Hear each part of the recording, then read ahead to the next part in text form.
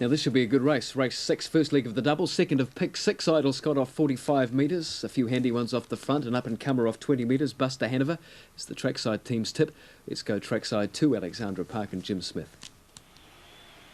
So trotters in just a moment or two. Meantime, I have hot off the press from the Stipes room the outcome of that inquiry into race number 2. We obviously know that the horse was relegated, but it was 300 metres from the start that Blue Rinse, Morris Calder, tightened up number 4, Best Lad, which in turn caused interference to Payson's Elba. And as a result of that, being upheld, the horse was relegated in behind Payson's Elba. But we're heading towards the second leg of pick 6, some 55,000 live units, and this trotting race has a bit of interest. And Anthony Corbin from the Waikato Times, the Iron Horse, can he do it? I think so, Jim. I thought it was quite a game run by him last week. A definite step back in class. No Call Me Now here tonight. A couple of smart 4-year-olds, but I think it's a bit like throwing young boys against an old man. I think the old fella's got to come out and issue it to them tonight. Yeah, well, he'd break Tussell's stakes earning record and also equal Castleton's King. Lord Castleton, what do I Sir get? Castleton, Sir Castleton, yes, right. Yeah. That's the one. And that would be a mighty fine effort because he's been a great workhorse, hasn't he? I certainly has. Like you only have trotters like Idle Scott going around this track every so often. I think it is a big drop in class here tonight. He is off 45 metres, but yeah, I think he knows this way around the track better than the track manager Jim. He's just loves to race. Well, JKD and Count Isa are sharing favouritism, and Idle Scott at the moment the third favourite for the race. But Buster Hanover running on nicely last week. Mark Purdon has his doubts about the 4-year-olds being able to foot it with the more experienced brigade. Well, I think so. It's all going to depend how the races run in front. If the likes of Sol Patron and Staff Rider go hard in front, with Krug up there, it'll suit the 4-year-olds. They can sit in behind, be safe for one runner. But if they slow the tempo down, Dave Gibbons will send Idle Scott round the field, and I think Buster Hanover and JKD, between them have had 30 starts. Idle Scott's had 192. I know who my money would be on. Just looking at some of the other legs of pick 6, I know the die is cast, but you got anything later on the night that stands out? Breeze's Bell was an impressive trialer at Pukekohe last Sunday. Will trail the likely leader in their Rangi Tamoy. One for longer odds, California Dreaming. Glenn Harwood has won a race before. Did run on quite nicely in its last start, and it could be one to tip them out for pick 6. Oh, well, if one of those came in on history, I know that. Anything else, race 8? That's an 8-horse field only. Super Strike's a bit of a whisper.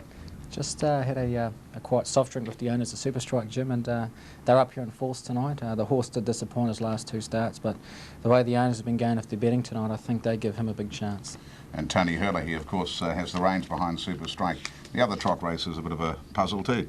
Well, bit of late all here, Jim. Todd the Wizard Mitchell, the junior driver with the big ego and the big wizard, the big Wandy wanders around with there, is on still Troppo, excuse me. In race 9, replacing his father, Robert Mitchell, he's unfortunately sick with the flu. That horse off the front, it was quite a good run last week. I think Michael Langdon said in the Stipes report the horse did blow up a bit afterwards, and neither the run off the front will be hard to beat. Oh, still Troppo, a bit of late oil direct from our man from the Waikato. We better head out to the track though and have a look at the starters in the next on the card, the Green Lane Cup Handicap Trot. There'll be a lot of interest in this one to see if indeed Idle Scott can equal that record of wins for Sir Castleton. 44 wins at this stage. He's on 43 and at the moment paying $5.15 and $1.75 is the back marker. But we're looking there at number 8, JKD, the favourite for the race at the moment, $4.25, $1.70. Morris McKendry, you can't fault the form line, can you? No, you can't, Jim. I do think he was betting on his merits in his last start here by Buster Hanover, but his form speaks for itself. It is a big step in class here tonight, but he is bred to be a good trotter, and I think come this time next year he will be one of the best trotters in the north. Just moving around is number 5, Krug, at $11.80 and $3.05. Tony Hurley, the man tonight, and should be safely held probably. I think so, Jim. He is a horse. He does like to get to the front. He's got good early speed from his stand. If anyone's got to, steal the win in front tonight, it would be Tony Hurley. He's already won the first leg of pick 6, but I think the horse, he's paying $11.80. Kevin Walker was trying to qualify him for the Road Cup, but he didn't handle the step up and could not get that last win. Handicap conditions may suit him tonight. Over there, standing by the 20-metre signage, is number 7, Buster Hanover. Mark Purdon to do the driving. 40 metres behind last week in lesser class, but did come home quite nicely for that third posse. Currently at 5.15 at $1.95 is the fourth favourite in what is a fairly even betting race amongst those top four. I think so. Like, he was still well off the pace of 800 metres to run, Jim, and he was 4 wide from the 600. A tough run. I do think he is a definite danger. Mark Purdon has a very good record with trotters, does handle them very well. He's a sort of horse, if he gets a good sit, the likes of Count Eyes and Idle Scott have to do plenty of work. One run, it could be one way. Idle Scott, 5.05, $1.75, the third favourite at the moment. And there he is, just hiding behind the light standard with Dave Gibbons. 11 years in all, 192 starts, tonight 193. And possibility of a couple of records, and certainly the crowd here would give him a great welcome back to Scale if he was to head home at the front of the field. Yes, so would Mick Guerin, Jim. I think it'll be a few more free dinners for Mick. Well, I think Buster Hanover's the one to beat, ahead of Idle Scott. And for a bit of mileage, number 2 there in shot is staff writer Richard Brosnan. It's paying $2.80 the place, $13.45 the win. Staff Rider, Soul Patron's likely to lead him, as you suggested earlier. Staff Rider might get a nice drag, and if they go hard up front, might just make it a little more difficult for those back markers. Moving down to breast the tapes, set to go with Albie. Racing, and away they go. The Green Lane Cup handicap trot, and Soul Patron came off the mark nicely, led them out by 2 lengths over Staff Rider. 4 lengths away to Krug on the outside, a length away Chiola's Gem. The back marker Idle Scott began brilliantly. On the inside, the favourite JKD, followed out by Buster Hanover, then Count Isa, Idle Scott, and 2 lengths to Brookby Star. There's 12 to 13, first to last, and the one that going off stride is Chiola's Gem as they wheel round now towards the 2300, and the leader is Soul Patron by 2 lengths. Staff Rider 3 lengths away then to Krug. They're followed 2.5 to 3 away stablemate JKD. They're followed down on the inside in the red with the gold Maltese and hat now is Count Isa. They're followed by Idle Scott, 6 deep on the inside, facing the breeze in the green and white as Buster Hanover. Brookby Star will tag onto its back for the 1-1, and about 8 or 10 lengths away at the tail of the field now is Chiola's Gem. Running past the judge, 2,000 left to go, and Soul Patron shows out from Staff Rider, and then Krug with JKD. On the inside next is going to be Count Isa, Buster Hanover the outside, followed back then by Brookby Star and Idle Scott in that group, and 8 lengths away to Chiola's Gem. They swing down the back, down past the 1700, and the leader is Soul Patron, going nicely, a length and a half then to Staff Rider. On the outside, Buster Hanover showing speed is looming up towards the leaders, and out wider then to Brookby Stars. They run past the 1600. They're followed by Krug on the outside, then to Idle Scott, who's only about 4 or 5 off the pace, followed then by JKD and Count Isa, and 8 to 10 lengths away to Chiola's Gem. Off the back, 1400 metres to go in the Green Lane Cup handicap trot, and the leader Soul Patron by a length and a half on the inside. Staff Rider the outside to Brookby Star. In the 1-1 is Buster Hanover, moving up 3 wide now is Idle Scott. They're followed as they come down the straight by JKD, the favourite. Just in front of it now is stablemate Krug. They're followed by Count Isa, and 8 lengths away to Chiola's Gem.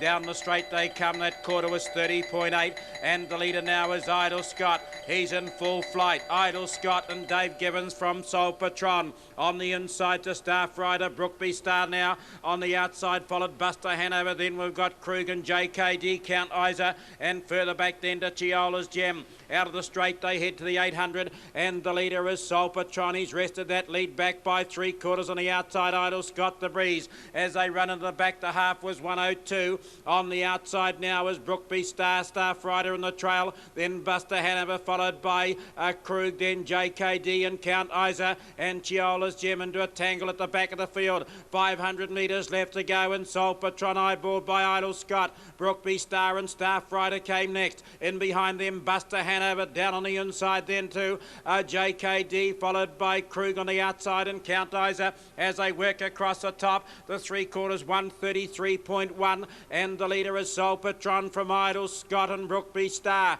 In behind them, Staff Rider, Buster Hanover making his run 4 wide as they straighten. 220 to go, and Idle Scott's at the front. Here's Buster Hanover coming after it, followed by Brookby Star, and a late run down the outside then by Krug. In behind them, JKD, Buster Buster Hanover. Krug on the outside there, knuckling down. Buster Hanover doing the better. Buster Hanover got the Green Lane Cup from Krug. Third, there's photos between JKD and Brookby Star or JKD. There followed Count Isa, then Staff Rider Idle Scott. In behind them, Sol Patron, and Chiola's Gem is last in. Off the 20-metre mark, number 7, Buster Hanover in the second leg of pick 6. Younger legs just a bit too good on the night. Idle Scotty had to sprint for about the last 1,600 metres and it just started to tell inside the last 100 as we go to the slow motion replay. Buster Hanover's just peeled out 4 wide here by Mark Purdon, and he's just sitting in the sulky at this stage as he trots past Idle Scott, starting to go up and down on the one spot. And then the big challenge comes from number 5, Krug on the outside, and Tony H just saved a half length or so Mark Purdon for a last lunge at the line with 50 to go. He's got the advantage, Buster Hanover, and he's certainly a horse that's caught the eye over recent weeks around Alexandra Park and on the northern harness racing scene. He's been going big races for wins and placings, even caught the eye last week, and even though Mark Purdon probably doubted him a wee bit tonight, he seemed to hold them all at bay pretty easily, Jim. He got a lovely drag up too, and Mark Purdon, as you say, just eases to the front at this point and comes home just a little too strongly for Krug, who's wider out on the track. The Iron Horse, Idle Scott, had a tough run and starting to feel the pinch now. Staff Rider's running on quite nicely down on the inside of Idle Scott at the moment. That's probably a run to keep an eye on for future occasions. But number 7, Buster Hanover, the 4th favourite in the race, will get up to beat number 5, Krug, ahead of number 8, JKD, and number 9 was also there, which was Brookby Star for Michelle Wallace. And then probably next home would have been Staff Rider just on the inside of Idle Scott, and then wide out on the track, Count Isa, who came home fairly late in the piece. But 7, Buster Hanover, a good run last week for third on that occasion after being a little off the pace and made no mistakes tonight. So 7, 5, 8, the way the judge has called them, and that's the second leg of pick 6.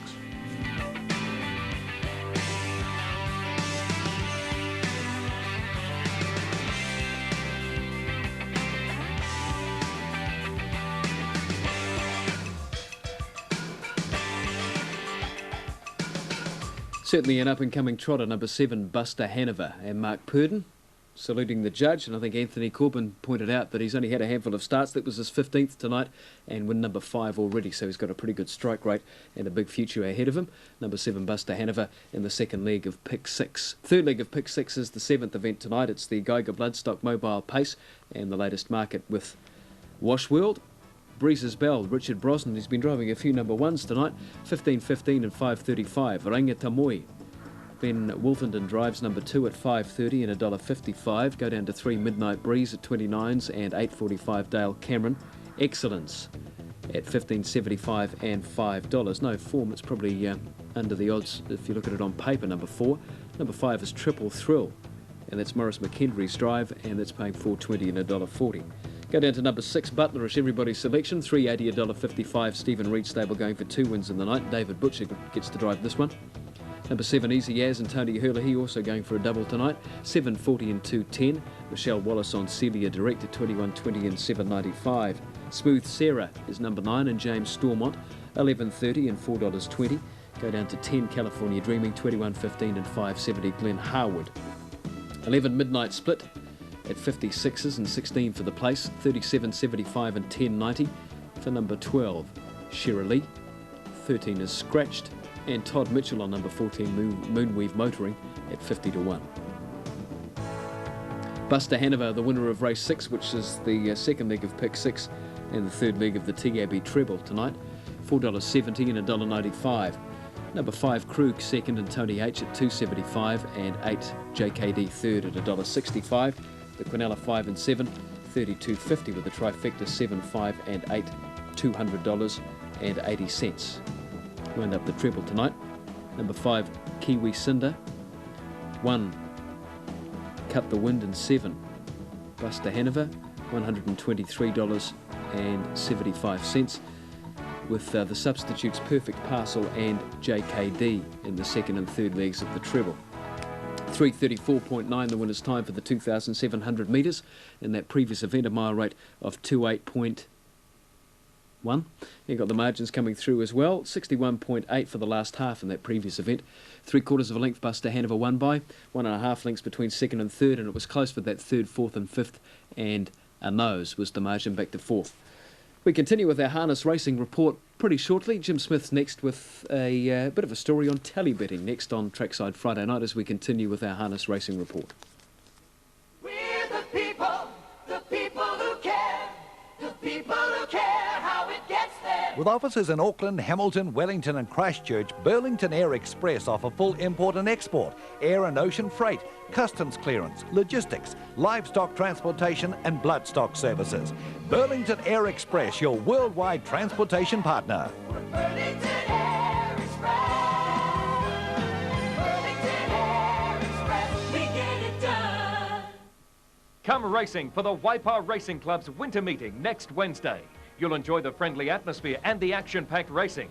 Try the Waipa Winter Luncheon, a hot and hearty 2-course lunch with complimentary drinks for just $7. Plus, there's complimentary drinks for owners with a horse racing on the day. Have some fun.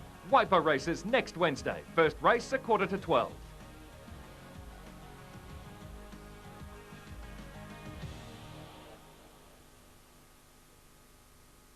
Pine Gould Guinness are New Zealand's leading standard-bred auctioneers. They conduct the country's major yearling sales in Auckland and Christchurch.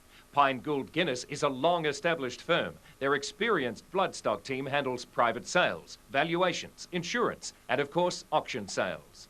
Pine Gould Guinness offers support through sponsorship to the industry it services. Contact the Pine Gould Guinness team in Christchurch on 03 3433 999.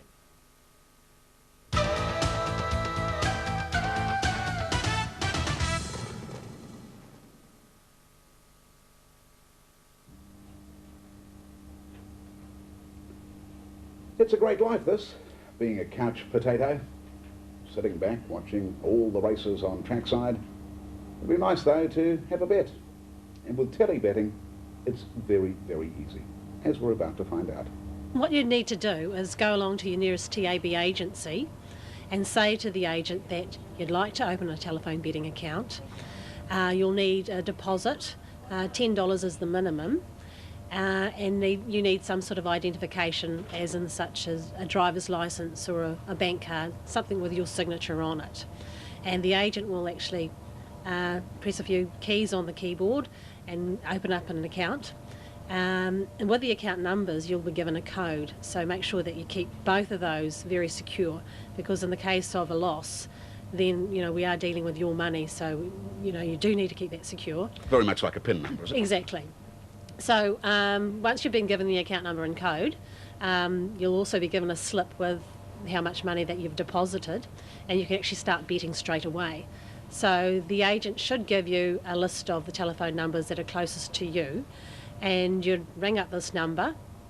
Before you do, try and have your bets ready so you know what horses you'd like and those sorts of things. And you'll need to quote the account number and code, and the operator will key that information in and give you an opening balance. Then you start to give her or your bets. What sort of bets can you take? Everything? All sorts of bets. The only little difference from the agency is that all bets taken on the telephones have to be a minimum of $2. So you can't take just $1 single bet, say $1 a place on number 1 in race 1. You can't do that. But if I was to, say, spend $5 on one phone call, 2 each way on one horse and $1 a place on another, can I do that? No, you can't, unfortunately. Each time that an operator keys in a bet, that is a single bet, so the bet has to add up to $2. So if you wanted $1 each way on number 2, that's fine, because that bet would add up to $2. How safe is my bet going to be, though? I'm sitting at home, I ring up and I say, race 3, I want $2 each way on number 4. I haven't got a piece of paper in front of me to check that you've keyed it in right. Okay, that's where it's really important that you do listen to what the operator calls back, because you need to say, no, you've actually said the wrong number there. I do want number 4, not number 3, because every now and then noises and all those sorts of things in the background, it does play a part in what the operator hears. So if you can actually be very clear, listen to what the operator calls back and correct them if they actually have misheard you in some way. OK, but then again, how am I to know that somebody hasn't keyed in a 4 and read me back a 5? Have I got any protection as a bettor? You certainly have. We actually tape all conversations, so therefore if you've actually asked for number 4 and the operator's repeated number 4 and keyed in number 5, we would actually pay you out on that case. because we have told you what you have asked for, and of course we've keyed in something else. How would you trace that? There must be thousands of calls coming through here at peak time. Yeah, well, we actually tape all conversations, so that's the client's safeguard. We can listen to a conversation and reject or pay on a claim according to what he's actually asked for and what the operator has called back.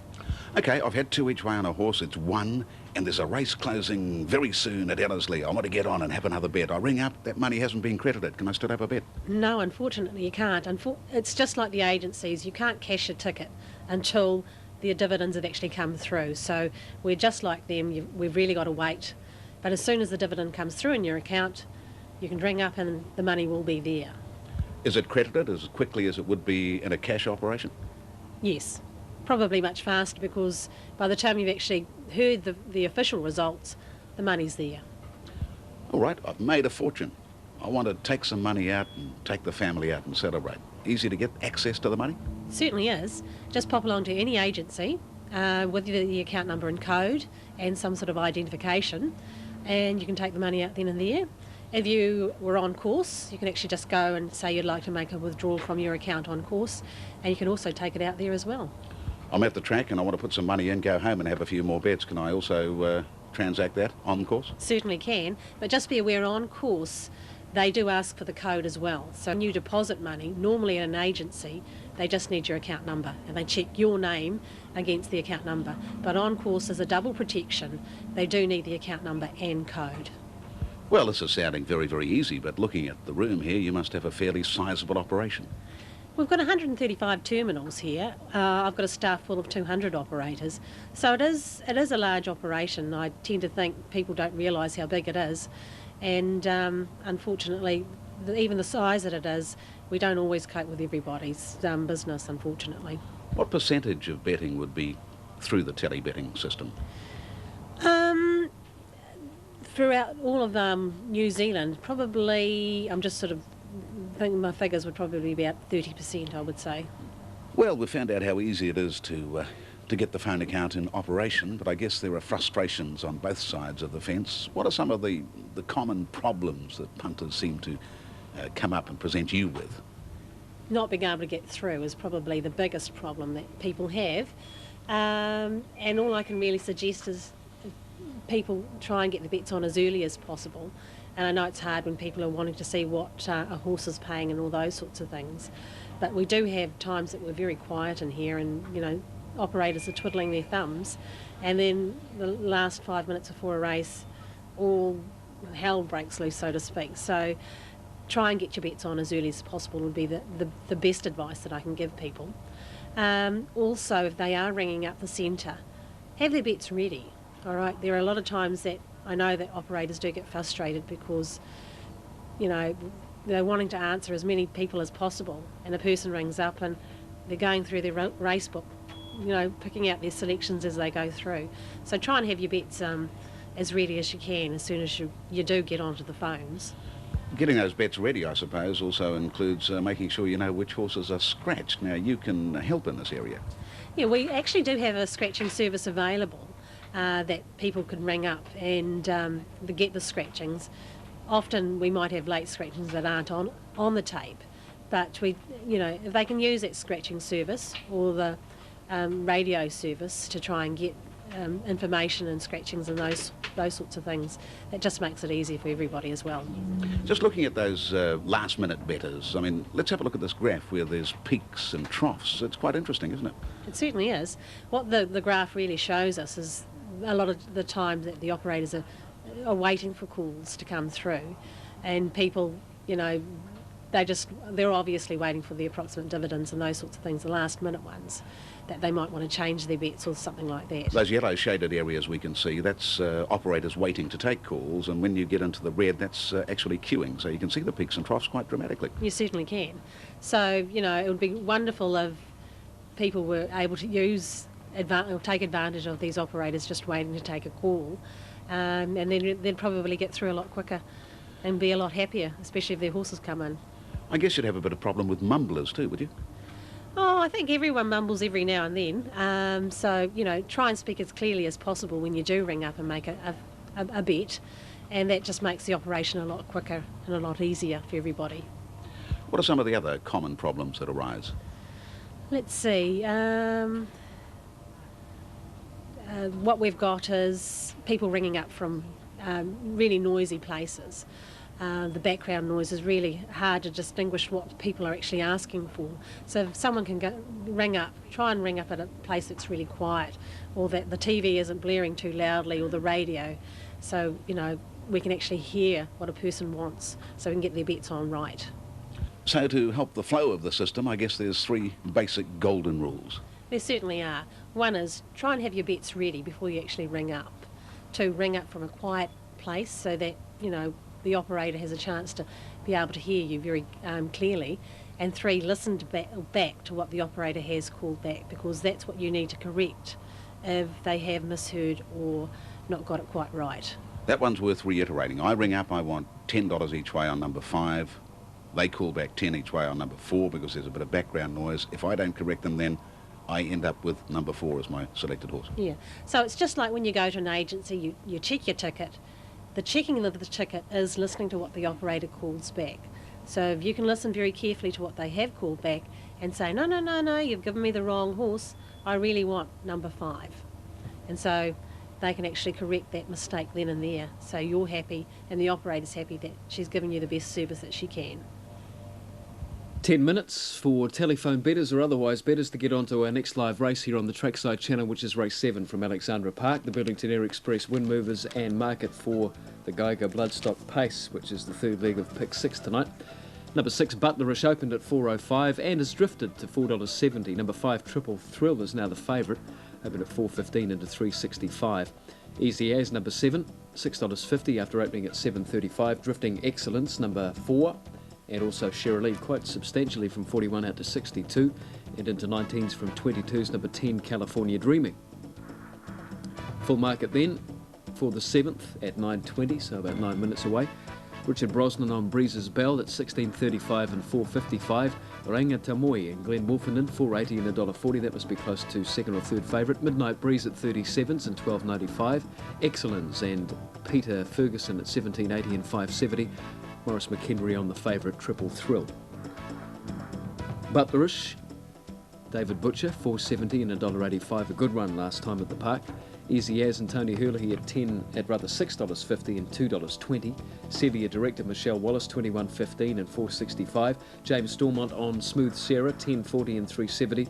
And California Dreaming, junior driver Glenn Harwood and the sulky at $19.10 and $4.70. Midnight Split on the back of a string of noughts, almost 60 to 1. Just over 60 to 1, number 12, Shirley. And Moonweave Motoring, Todd Mitchell, one of the leading junior drivers in the country. He's on a 73 to 1 shot in the 7th at Alexandra Park tonight. Pick 6 after 2 legs. Well, we had 56,000 almost live after the first leg. Under 10,000 now, 9,717 with the combination of 1 and 7 on the pick 6 tickets, chasing that $250,000 First Division pool tonight.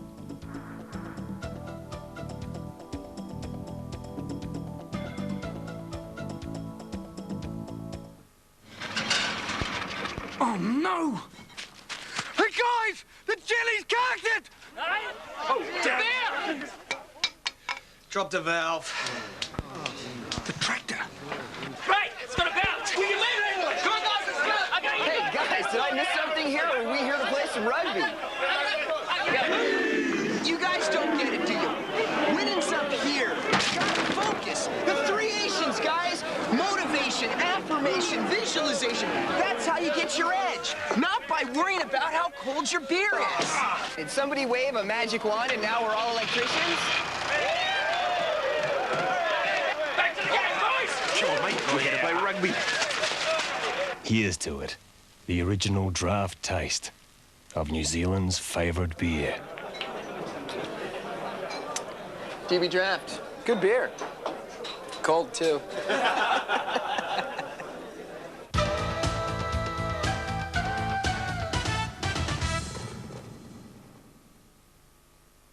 Three legs of pick 6 remaining.